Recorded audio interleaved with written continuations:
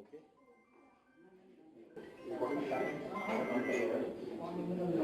कल सूरत की एक न्यायिक निर्णय में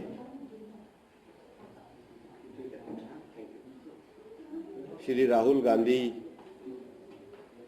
को ओबीसी समाज के सरनेम पे अपमानजनक टिप्पणी,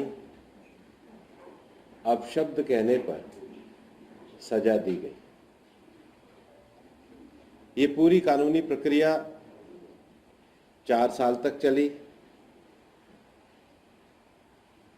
क्या कांग्रेस पार्टी का अहंकार और राहुल गांधी का अहंकार देश के कानून से बड़ा है? क्या किसी समाज के सरनेम को, जो सरनेम लगा करके ओबीसी समाज अपने सामाजिक पहचान को रखते हो,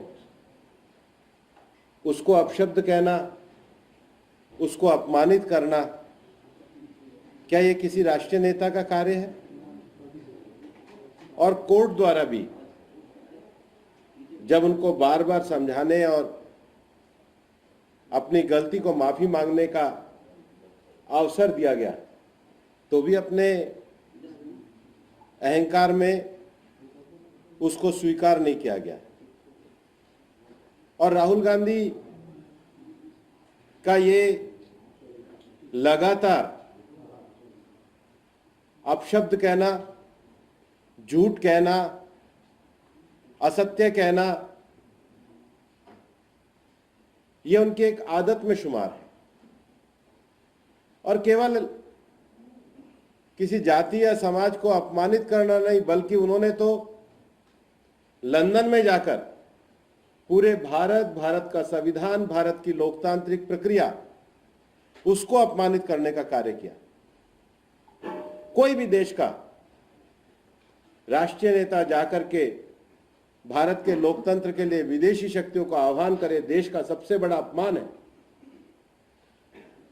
और हमारे देश की जिस संसदीय परंपरा को, जिस संसदीय वाद विवाद को पूरे दुनिया में मान्यता दी जाती है, उस पर अनर्गल आरोप लगाना, उस पर झूठे आरोप लगाना, यह इस बात को सिद्ध करता है कि राहुल गांधी न केवल लगातार इस तरह का ऑफेंस करने के आदी रहे हैं, उनकी मनोवृत्ति में ही छोटे समाजों के प्रति, ओबीसी समाज के प्रति इस तरह के अपमान करने की भावना उनके शब्दों से प्रदर्शित होती है।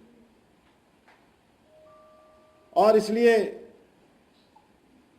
हमारा तो ये मानना है कि अगर आप एक समाज विशेष को पूरी तरीके से इस प्रकार से अपमानित करते हो, तो ये भारत जोड़ो नहीं, भारत तोड़ो है।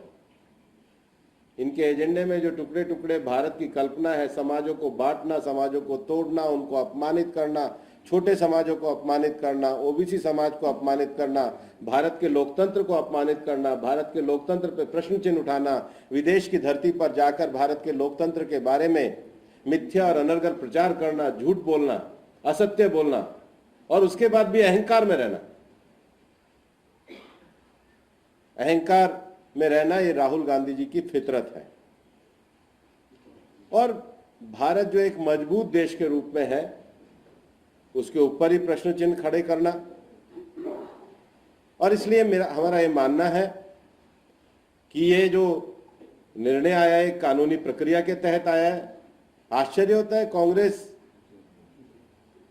न्यायिक निर्णय पे ही प्रश्न चिन्ह उठा रही है। 5 साल में वो लगातार अपीयर हुए, विटनेस हुए, उनके वकील अपीयर हुए, उनकी तरफ से आर्गुमेंट हुआ, आज पूरी तरीके से न्यायिक निर्णय को दिया गया है। और हमारा ये मानना है कि कांग्रेस पार्टी और राहुल गांधी पूरे देश के ओबीसी समाज का सरनेम लेकर के जो उन्होंने अपशब्द कहे हैं, उसके दोषी हैं। राहुल गांधी व्यक्तिगत रूप से, और न्यायिक निर्णय का सम्मान सबको करना चाहिए। सर कांग्रेस पार्टी हो चाहे राहुल गांधी हो, माफी मांगना तो दूर, वो कहते हैं कि उन्होंने कुछ अपशब्द कहे नहीं है। दूसरा, फ्रीडम ऑफ स्पीच का हवाला देते हैं। ऑपोजिशन पार्टीज की मीटिंग हो रही है, आज मार्च बुलाया गया है, इसी के फ्रीडम ऑफ स्पीच एब्सोल्यूट किसी को गाली देने की नहीं होती। फ्रीडम ऑफ स्पीच का अर्थ किसी समाज को अपमानित करना नहीं होता है। पूरे समाज के लिए अपशब्द चोर का इस्तेमाल करना फ्रीडम ऑफ स्पीच नहीं है, ये फ्रीडम ऑफ स्पीच का दुरुपयोग है। कोई भी ओबीसी समाज को सम्मानपूर्वक रहने का, अपना जीवन करने का, अपना टाइटल रखने का अधिकार है। किसी टाइटल को गाली देना ये फ्रीडम ऑफ स्पीच नहीं है। किसी टाइटल को गाली देना ये निश्चित रूप से देश के करोड़ों सामाजिक रूप से उत्थान करने वाले समाजों का अपमान है जो राहुल गांधी ने किया। Sir, Mohit from times now. Sir, जिस प्रकार से कांग्रेस के रिएक्शंस आए हैं, कांग्रेस पार्टी, क्योंकि ये कोर्ट से ऑर्डर आया है, कांग्रेस पार्टी टाइमिंग पे सवाल उठा रही है। कह रही है कि जब राहुल गांधी ने अदानी का मुद्दा उठाया उसके बाद से ये सब जो वर्डिक्ट आए हैं, तो कोर्ट के फैसले पे सवाल उठाया जा रहा है, जबकि कोर्ट पे पूरा, जैसा आपने बताया, ड्यू प्रोसेस हुई है। और आज वो कह रहे हैं कि एक मार्च भी करेंगे, प्रोटेस्ट भी करेंगे। कल भी पूरे देश भर में कांग्रेस की यूनिट ने सर प्रोटेस्ट किया था।